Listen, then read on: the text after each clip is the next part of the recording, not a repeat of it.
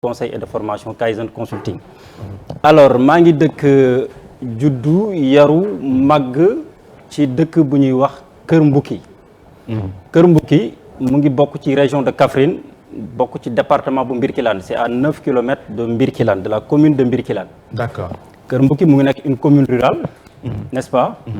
foofu lay militer nekk conseil municipal. maintenant nag lu muy demandé mooy lu tax xamu leen Kër Mbouki ndax Kër Mbouki def na ñen ñoo fa nekk ay bukki nekkuñu fa def. en tout cas bu ñu waxee Kër Mbouki rek. maa ngi ni taxaw te yaakaar naa ne je suis beau quand même. macha allah. voilà donc foofu mooy Kër Mbouki d'ailleurs ci route nationale bi la nekk ah. ci route nationale bi la nekk am particularité am xorom bu bëri. xorom bu bëri Sénégal di jëli Mali ba Burkina Faso. Kër Mbouki lay jógee. moom ngeen di romb. effectivement foofu mooy Kër Mbouki voilà xam naa après dinañ ci exactement. d'accord alors ñu daal di tàmbali li nga xam te moo nekk waxtaan waaye fàttale aussi que ne membre nga ci biir APR Alliance pour la République mais jamono jii nii yaa ngi ànd ak ki nga xam te moom moo nekk Alioune Sow. ancien ministre nekk tey jii njiital kuréel googu ñu duppee MPD liggéey. alors ñu wax ci question d'actualité ci li nga xam ne moo nekk waxtaan bi. tàmbali kook ak li nga xam moom moo nekk assemblée nationale jamono ji may wax ak yow foog naa ne ay simili yu néew moom moo des ci député yi ëngamloo ngir waxtaan ci li nga xam te moom moo nekk sooru ñaari député yi nga xam te ni tey ji ñu ngi leen di tuumal trafic faux passeport diplomatique mu bëggoon xam tey ji lan moo nekk sa position ak lan ngay xaar tey ji ci waxtaan woo nga xam te ni moom la député yi di def ci assemblée nationale. Merci beaucoup loolu dañ koy rafetlu li ñuy ñaawlu rek mooy xanaa yéex bi. d'accord waaw yéex bi parce que quand même comme ni ko opposants yi di waxee te ñu mun ko quand même nangu. parfois dañuy gis ne dossier bi bu concerné un gars qui n'est pas du pouvoir dañ ciy def avec une certaine célérité. d'accord tantôt bu concerné koo xam ne peut-être ci pouvoir bi la bokk affaire bi xaw a yéex. donc dañu ne Sénégal état de droit la ñuy dund bu ñu ne état de droit nag. mooy réew mi nga xam ne yoon bi day tollale ñëpp bu ñu waxee ñëpp nag. mooy ku nekk ci nguur ak ku nekk ci ku jégi mooy jigéen ak góor ku am koppar ak ku néew doole. d'accord kon bu ñu njortee ne kenn ku bokk ci pencu ndaw réew mi député njort parce que présomption d'innocence dafa am. effectivement def na deful il faut que yoon def liggéeyam. mais pour yoon def liggéeyam dafa am lu ñu tuddee immunité parlementaire maanaam ku ñu fal député dafa am malaanu kiirlaay goo xam ne. moo koy aar durant mu nekk député. malaanu kiirlaay googu nag tey la ñu daje pour xool naka la ñuy taxawalee commission bi pour waxtaan ci waxtaan boobu nag. mën nañ ko dindi mën nañ ko ñàkk dindi possibilité la. mais njortu naa ne xalaatuñ sax ci ñàkk ko dindi nañ ko dindi. jébbal leen yoon def liggéeyam. d'accord tey jii nii yow yaa ngi bokk ci Benno Bokk Yaakaar. su ma juumul. lu ni mel ñu koy gis ci ay députés yi nga xam te ñoo nekk ci Benno Bokk Yaakaar aussi est-ce que lu ni mel nekk na lu rafet wala lu jekk ci ay députés yu mais bokk ci Benno Bokk Yaakaar. non mais c'est très grave. mais waxuñ nañ ne ñoo ko def dégg bi rek lañ waaw présomption d'innocence dafa am il faut ñu bàyyi xel loolu quand même. xam nga dafa am chaque fois dama koy rappeler les camarades de l'APR man ne APR xam nga lu mu tudd. Alliance pour la République. waaw c'est-à-dire on est en alliance avec Macky Sall mais pour la République. ok donc am na yoo xam ne boo ko defee tu mets mal à l'aise Macky Sall régime am ak képp koo xam ne bokk nga APR ak Benno Bokk Yaakaar rawatina mu jógee ci koo xam ne dañ ne maire la wala président conseil départemental la wala député la. loolu dégg ko rek jëye la. mais comme ni ñu ko waxee nag nañu respecter présomption d'innocence. man de dama ci am ruus am ci ngàcce gu mot sëkk ndax luy waajo doon wax nañ de quand on nettoie des escaliers on commence par le haut sama maam moo ma ko jàngal. effectivement booy nettoyer ay escalier ci kaw ngay jógee. munoo fi nekk ne yow yaa yor nguur yow yaa war a doxal yow yaa war a jubal alors que yow yaa jubadi yow yaa yàq liggéey bi. d'accord comme disait l'autre les entreprises les états comme les poissons commencent toujours par pourrir par la tête. d'accord mooy lan ci kaw la nëbee jàpp yaram bi yëpp. d'accord alors ñu wax ci li nga xam te ne aussi moom moo nekk jamono jii nii ci wàllum politique ak alliance yi nga xam te ne gis nañ ko maanaam coalition yi nga xam te ne ñu ngi koy tëgg que ça soit ci biir kujje politique yi mais également ci ñi nga xam te ne ñu nekk ci pouvoir bi mais bi nga xam te ne moo ci gën a mujj ci actualité moom moo nekk ñi ñu duppee waa Yewwi Askan Wi gis nañ ñi nga xam ne ñu nekk waa PASTEF ak arrêté woon seen activité ci biir Yewwi Askan Wi démb ñu gisaat leen que ne ñu ne duggaat nañ ci biir alors génn ak dugg googu noonu yow nan nga ko jàngatee. waaw nu ñu koy jàngatee xam nga il faut ñu xam leen matière politique lañ nekk Paul Valéry da doon wax ne toute alliance politique est une rencontre de deux arrière-pensées. Arrière-pensées souvent sax les pensées sont diffuses donc les arrière-pensées n'en parlons pas mooy ñoo gis rek ñu nekk alliance politique rek ku ci nekk am nga yat boo tee di xaar sa morom nga wax ko wala nga ñàkk ko wax am na loo ci xaar toute alliance politique. wootante sànnante xeer ba pare taxaw ci. ah bien sûr alliance politique moo demee noonu surtout que. mu nekk alliance boo xam ne teguñ ko ci alliance boo xam ne ci benn dogme la ñu tënku par exemple ñu ne ci benn philosophie moo tax ñu ànd ñu ne ñun ay libéraux lañ idéologie wala ay socialistes lañ teguñ ko ci loolu. teguñ ko ci alliance programmatique par exemple ñu ne nii lañ bëggee doxal réew mi nañ ci ànd mais alliance de circonstance la élection la jot lépp loo xam ne ànd naag Macky Sall nguuram nañ ko fi jëlee. ok kon loolu alliance de circonstance la donc de nature alliance politique noonu lay doxee rawatina alliance bi nga xam ne ku ci nekk am nga loo bëgg loolu yéene woo ko sa morom ngeen daje mais yaakaar naa ne bu ñu toppee leadership yu yenn leaders yi quoi qu'on puisse dire am na ci opposition bi am na ci pouvoir bi bu ñu jëlee hauteur parce que am na foo xam ne aussi bu fa mbir àggee il va falloir que ñenn ñi élevé wu au-dessus de la mêlée jiital intérêt askan wi peut-être dinañ trouver ay consensus maintenant am na consensus du mal am na faux consensus am na consensus mensonger yàlla nañu ci yàlla musal. yàlla na ci yàlla musal par rapport ak li nga xam te ne tey jii moom moo nekk coow li nga xam te ne gis nañ ko ci biir Yewwi Askan Wi ñu ci gën a bëri dañuy jàpp ne tey jii dafa am ñaari kuy yu nga xam te ni tey jàpp nañu mënuñu bokk mbalka mu nekk Khalifa Sall bi nga xam te ni tey jii bëgg na am benn dayowaay bi wala bëgg na benn retour bi mais aussi Ousmane Sonko bi nga xam te ne aussi c'est la première fois muy bokk ci ay élection locale bëgg na andi ak taxawaay nga foog ne aussi yenn ci événement yi am ni du jox dëgg sax ki nga xam moom mu nekk Bougane Gueye Dany mi nga waxoon mi nga xam te génn na ci ba pare mais nee na donte ne man génn naa ci mais dina am ñenn ñu nga xam te ni génn nañ ci biir coalition boobu noonu ndax ñaar ñi nga xam te ñoo nekk njiit yi waaw xam nga dañoo am benn problème structurel xam nga booy déggee problème bi Dakar la commencé en tout cas Pastef Dakar dina génn nañ démb bërki démb dégg naa démb ñu ne ñëwaat nañ xam nga dafa am benn réalité Ousmane Sonko bi fi Khalifa Sall amee problème gars yi di engagé combat bi ñu jàpp daf na loolu du combat am kenn mënu la indil preuve ne la Pastef bokkoon na si ñu doon xeex pour Khalifa Ababacar Sall génn kaso kenn mënu la indil preuve bokk ci woon beneen bi Khalifa Sall ba keroog ñuy def élection ñu ne leadership am à Dakar am na ku ko jël dañu jàpp na il est le leader parce que moom moo gagné woon Dakar bii mujj donc bu waa Pastef jógee tey ne lu ëpp ci commune Dakar yi dañ koy jël Khalifa mën na ko bañ mais également bu ñu fàtte lenn Khalifa Sall mënul nekk candidat fenn mais ambition présidentielle am bàyyeegu ko te Ousmane Sonko dafa bëgg a nekk président donc ils ont un problème structurel léegi nag comme ni ñuy wax rek problème bi moom soit dañ koy reporter suba gannaaw suba mais dans tous les cas problème dina am ouais ba tey ci coalition Yewwi Askan Wi waaw non man loolu laa gëm franchement loolu laa gëm d'accord alors ñu wax ci li nga xam te ne aussi moom moo nekk tey ji Dakar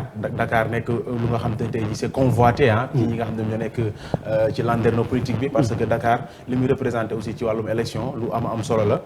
tey ji ñi nga xam te ne ñoo nekk ci pouvoir bi ku ci mel ni le président de la République Macky Sall am na ci ay kuy yu nga xam te ne ñu xëccoo di mbëkkante Ndakaaru ku ci mel ne tey Amadou Ba ku ci mel ne tey Abdoulaye Diouf Sarr Mame Mbaye Niang tey bu ma doon def choix idéal par rapport ak Benno Bokk Yaakaar fii ci Ndakaaru kan nga may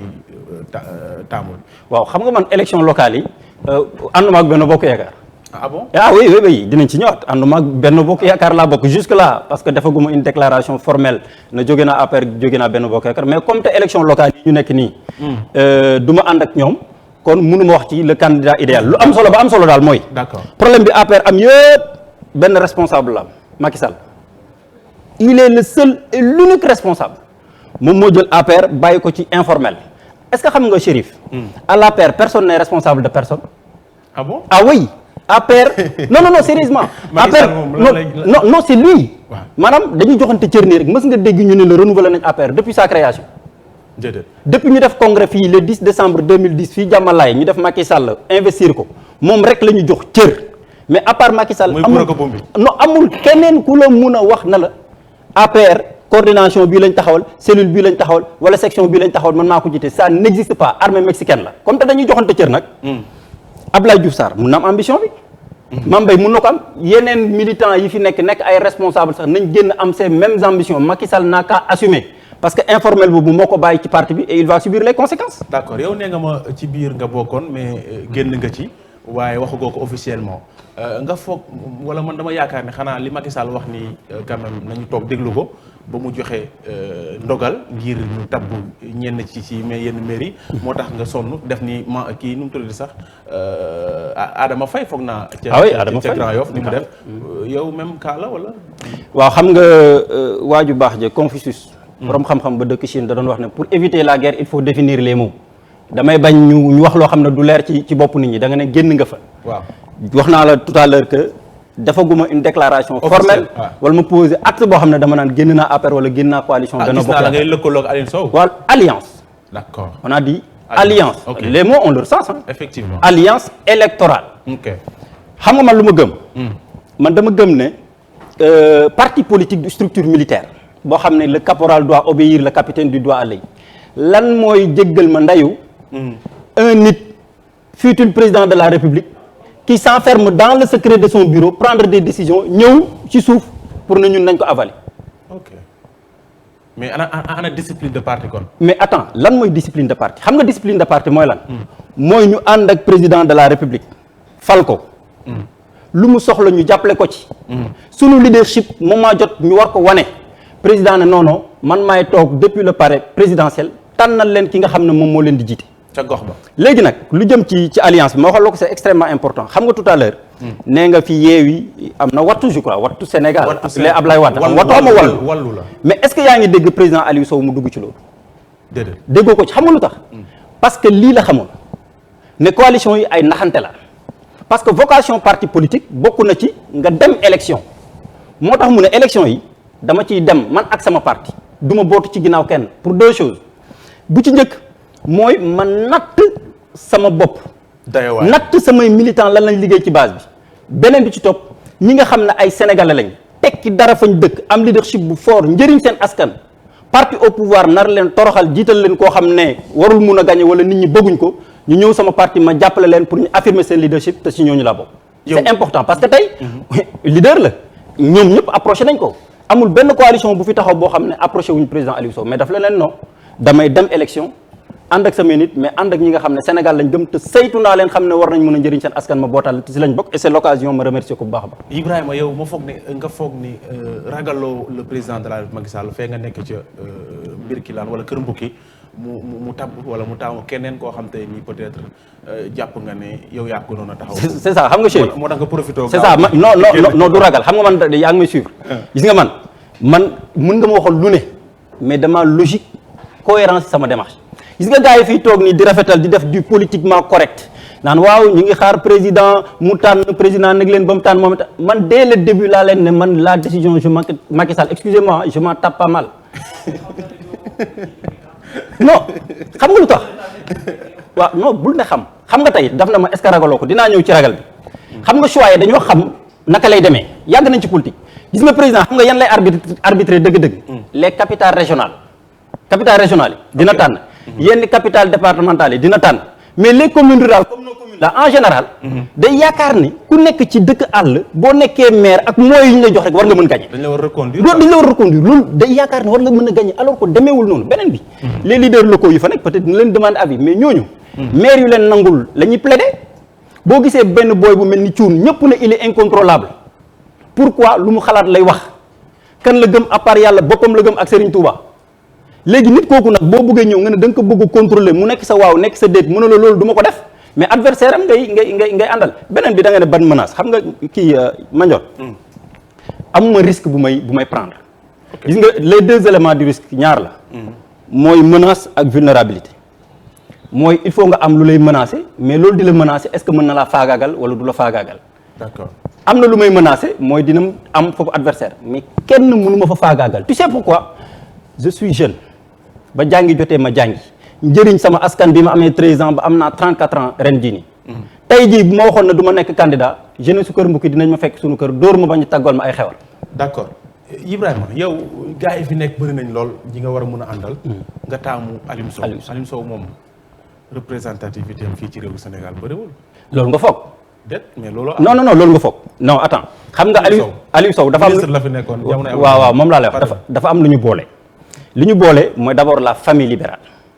Aliou Sow parti libéral la nekk APR c'est un parti libéral même si c'est un parti libéral social parce que le libéralisme pur moom kenn mënu ko appliquer en Afrique et au Sénégal alors benn ñoo bokk famille libérale deuxièmement Aliou Sow ñoo bokk fu ñu dëkk Aliou Sow département Mbirkilaan la dëkk benn dëkk bu ñuy wax Kër Paate d'accord foofu la dëkk kon ñoo bokk famille libérale ñoo bokk Kër Paate mais également Chérif Aliou Sow bokk na ci homme politique yu nekk Sénégal yu gën a crédible laa la wax xam nga Sénégal aussi foo toll yaa ngi def toj-toj ñu fekk li ci buzz di wax ak yow ci presse bi loolu la ñuy yaakaar ne existé nga mais xoolal le parcours de l'homme non dama la koy wax bokk guma officiellement ci partem honnêtement mais le parcours de l'homme dénk nañ ko fi ay ndomba tànk ministre pendant 10 ans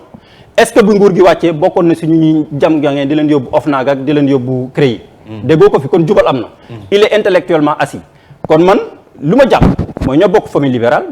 ñoo bokk département bi Birkelane sama mag la rakam la sama waa parti bëgg nañ ma toroxal bëgg ma réduire à néant mu tàllal ma loxo na ma kaay ma jàppale la nga bokk ci élection yi mais mënuma lu dul remercier ko liggéey ak moom. nga daw làqatu ci moom. waaw bu dee làqalu da aussi c'est bien mais làqatu naa ci ku mot a làqatu alors parce que ginnaaw bu yaatu la yor kam alors ca Kër Mbouki moom bëggoon naa xam aussi bala may jox kàddu gi sama naataango yi lan moo la xërtal ba yow tey ji nga ñeme samp sa ndënd foofu ca commune bu Kër Mbouki. voilà xam nga lu ma xërtal c'est important ñoom ñu déglu ko balaa ñuy poser ay questions est-ce que xam nga APR man maa ko samp Kër Mbouki APR gis nga bi may indi Kër Mbouki APR boobu APR récépissé am sax génnul Dekkal Ngor lañ demee élection en 2009 l'actuel maire était au PDS di Goundandane ok man j'étais en année de licence gis nga bi ma ñëwee Kër Mbouki di ñafe boobu kenn nekkul woon ci parti bi responsable départemental des femmes de l'APR maa ko dugal ci parti bi l'actuel maire daf ma fekk ci parti bi ñu ñëwee ma ne comme te ay kilifa lañ boobu maa ngi gën a nekk ndaw ma bàyyi leen ñu jiitu mais bi ñu faloo lan lañ ci gis Chérif mais il a écarté tout le monde moom ma nekk un jeune cadre ëpp ko njàng fop fu ma jaaru fa ëpp ma crédibilité tey kenn mënu la wax à Kër Mbouki na l'actuel maire avant muy nekk maire ndax mës na fa suukar lëwal bu ñor ñu ne la jotaay bii lëwal bu ñu fi naan kii moo ko suukar man depuis ma am 13 ans li may liggéey waa Kër Mbouki rawatina ndaw Kër Mbouki yaa ngi koy yëg yaa ngi koy gis damay organiser ay séminaire li ci aajo yëpp maa koy joxe étudiants yi dama leen di jëndal ticket jigéen ñi la ma leen mën a jàppale maa leen di jàppale ku ci am yitte ma taxaw ci fa sama mën toll maa ngi koy defal askan wi te tekkeegu ma dara beneen bi le leadership local bi nga xam ne moom la gars yi soxla léegi xam nga lan la ku mën te maandu l'actuel maire mënul mënul pourquoi parce que même ses collaborateurs ci boppam dañuy toog ne neexul ba neexul waaye ñaan bu nangoo sonal borom lii daf koo xamul lan la maanduwul bu ma toogoon fii di la lister les scandales parce que nan la président Macky Sall mu ne toog di gis un élu local buy def ay détournement yu leer nañ boo xam ne xale buy def CM2 rek boo ko non bu mun a def plus ak moins nga toogaat na askan wi kaay leen kii jiite war leen ma wax la leen mbañoon nan ngay gisee benn nit koo xam ne avant muy falu vélo pédale waxuma la moto de vélo pédale amu ko woon ñu fal la ci 7 ans nga tabax sa ñaari këru terrasse ñu fal la ci 7 ans nga jënd ay oto jënd ay jur takk ay soxna ut ay bien te kenn wërsëg ko feeñ non dama lay défier wërsëg ko feeñ non xam nga wërsëg da non attends est-ce que c'est sûr que indemnité mairie bi la ko jëlee am ngeen ci preuve yu leer non dama lay wax indemnité xam nga woon conseil municipal la mun naa la jox ay preuve voté nañ par exemple 5 millions pour réfectionner benn tronçon 5 millions 2009 di 19 ba tey xam nga lan la ñu wax non entrepreneur bi ñëwoon na mais finalement machine yi ñoo paan après ñu delloo nga ñëw de 2018 de 2016 à maintenant subvention culture 1 million 200 kenn gisu nga ñëw tey carburant ñu fekkoon ko ci 3 millions par année mu yóbbu ko ci 4 millions pour c'est bien mun naa toog fii di la citer ay scandales yoo xam ne da nga naan est-ce que sax le président Macky Sall est-ce que réellement gars yi wax nañ ko ce qui se passe à Kër Mbouki parce que lu ma gëm mooy président bu xamul lu xew Kër Mbouki même bu dul man sax dina tànn keneen mais ku fa nekk du ko tànn ça moom j'en suis convaincu alors waxtu wi moo ñu xoj looy tàggatoo rek ak mbokki internet du Sénégal parce que bëggoon nañ gën koo yaatal mais waxtu wi moo ñu xaw a tënk sa tàggatoo lan lay doon. waaw tàggatoo bi ginnaaw remercier leen tey jéggalu ci temps bu gàtt bi parce que voilà xam naa di ci mën nag ci yéen la yow internet yi xam ko alors di wax rek ne ginnaaw bu ma leen remercier di wax waa Kër Mbouki yi encore une fois lu motiver sama candidature mooy Olof Njaay da naan ku mënul baaw lu yàq yow effectivement man dama ci yokk ne ku mënta defoo lu yàqu càng kon bu ma jàppee ne mën naa bu ma ci bokkul kon complice laay nekk. d'accord may leen di fàttali ñett yi nga xam ne ñoom laa bëgg ci ñoom. ñett yu ma leen yéene ak ñett yi nga xam ne laa ko bëgg a jaarale. ñett yi nga xam ne naa leen yéene mooy dama ne la vision parce que bëggoon naa ñu dugg ci programme parce que tey ñu bëri dañuy def politique te amuñ offre programmatique amuñ programme. la vision politique dañu ne faire de Kër Mbouki une commune rurale de référence pleine de possibilités où chaque fils et chaque fille de Kër Mbouki pourra accéder au savoir à l'avoir et au pouvoir mooy def de sorte que doomu Kër Mbouki bu nekk am xam-xam am koppar ak sañ-sañ lan lay xaar ci ñoom sinon ñett yooyu fu ma ko bëgg a jaarale lu ñu am ma bokk ak ñoom lu ma am bokk ak ñoom lu may sumb diisoo si ak ñoom ñett yi may xaar ci ñoom nag c'est très important. muy lan. benn bu ci njëkk mooy ñoom ñu ñaanal ma parce que boo nekkee ndaw di engagé combat bu mel nii séq kook ay mag. te xam nu Sénégal demee xam nga ne yittewoo na ñaan. beneen bi si topp nag je ne suis pas un messie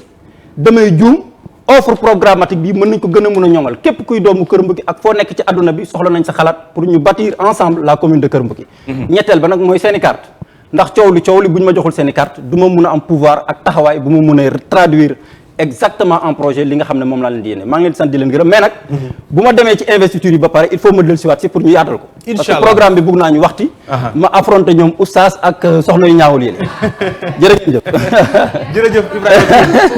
yaa ngi déclaré la guerre. tey da ngaa am chance temps bi moo ñu xoj. temps bi moo ñu xoj. waajaloon nañ la lool waaye temps bee ñu xoj.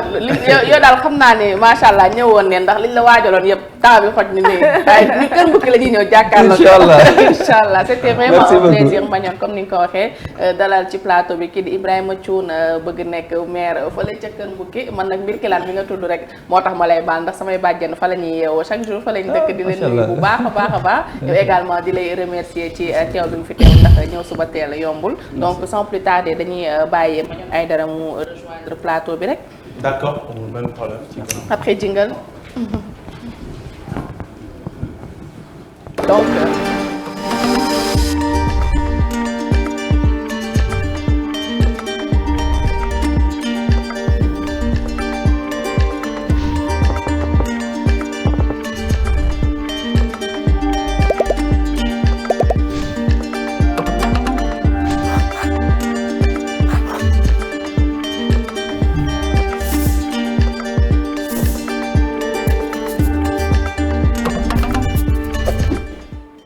donc comme niñ ko waxee woon Kër Mbuki moom tey moom mel ni jaxal na trop internet yi parce que ñu bëri fa lañ dëkk te ñu bëri aussi ñu ngi soutenir kii di Ibrahima Thioune donc di leen nuyuwaat rek Mouhamed TTG Al Moustapha tey ay reetaanam la xëyee di may tendance waaye ba tey baax na man neewoon naa leen sax man dama leen bàyyi maa ngi fay sa waaye la de Al Moustapha dafa xam ne bële bi moo daax vert bi waaw amul solo man nawet bu nangu la amul benn solo moom mel ni Schneider ni lii mooy après